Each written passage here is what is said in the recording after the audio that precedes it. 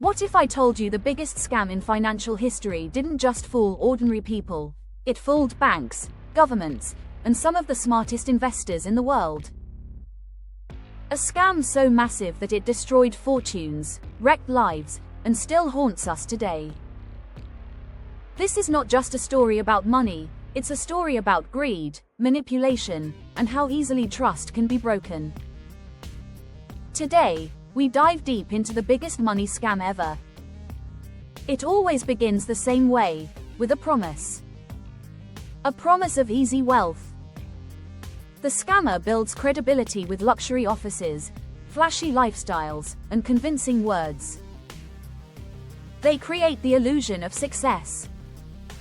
People look at them and think, they must know what they're doing. And when early investors see quick profits, they spread the word. More people rush in. The scammer doesn't even need to chase money anymore. People hand it over willingly. This is the genius, and the horror, of what's known as a Ponzi scheme. The word Ponzi scheme actually comes from a man named Charles Ponzi. In the 1920s, he promised investors he could double their money in just 90 days using international postage coupons. It sounded strange, but people were desperate after World War I, and they believed him. Within months, Ponzi was raking in millions. Newspapers called him a financial wizard. Ordinary people and wealthy elites poured money into his scheme. But here's the truth: there were no profits. He was simply paying old investors with the money from new ones. The entire empire was built on lies. Ponzi's scheme eventually collapsed, and he was arrested, but the idea of using trust and greed as weapons never died. In fact, it evolved. Decades later, a new name would rise, one that would run the biggest scam the world has ever seen: Bernie Madoff. Bernie Madoff was no ordinary scammer. He was a respected Wall Street figure, a man who once served as chairman of Nasdaq. For decades, he ran what looked like an exclusive investment fund.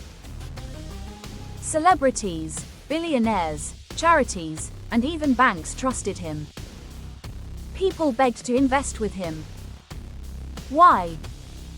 Because he delivered what everyone wanted: steady, reliable returns. In a world where the stock market goes up and down, Madoff's clients received profits that looked almost magical. Year after year, their wealth appeared to grow. But it was all fake. Behind the scenes, Madoff wasn't investing the money at all. Just like Charles Ponzi, he was using new investors' money to pay old ones. He created fake account statements, forged records, and built the illusion of success so perfectly that even regulators failed to catch him for decades. At its peak, Madoff's scam was worth $65 billion. That's not millions. That's not even just billions. $65 billion vanished. Families lost their life savings. Charities that trusted him were wiped out. Entire generations were ruined. And yet, many of Madoff's victims weren't greedy billionaires. They were ordinary people, retirees, teachers, small business owners, people who believed their future was secure. The collapse came in 2008 during the global financial crisis. When markets crashed, investors began asking for their money back. Madoff no longer had enough new investors to pay the old ones, and the entire scheme unraveled in days. He confessed to his sons, who turned him into authorities. The man who had once been seen as a financial genius was exposed as the mastermind of the biggest money scam in history. But here's the chilling truth. Even though Bernie Madoff's scheme ended, scams like his are still happening today. Maybe not on the same scale, but they exist everywhere. From fake investment platforms to crypto scams, from online get-rich-quick schemes to influencers promising overnight wealth, the tactics are the same. Build trust. Promise easy returns. Show quick results. And then, take the money and run. So what can we learn from the biggest money scam ever? The first lesson is simple. If something sounds too good to be true, it probably is. There are no magic investments that always win.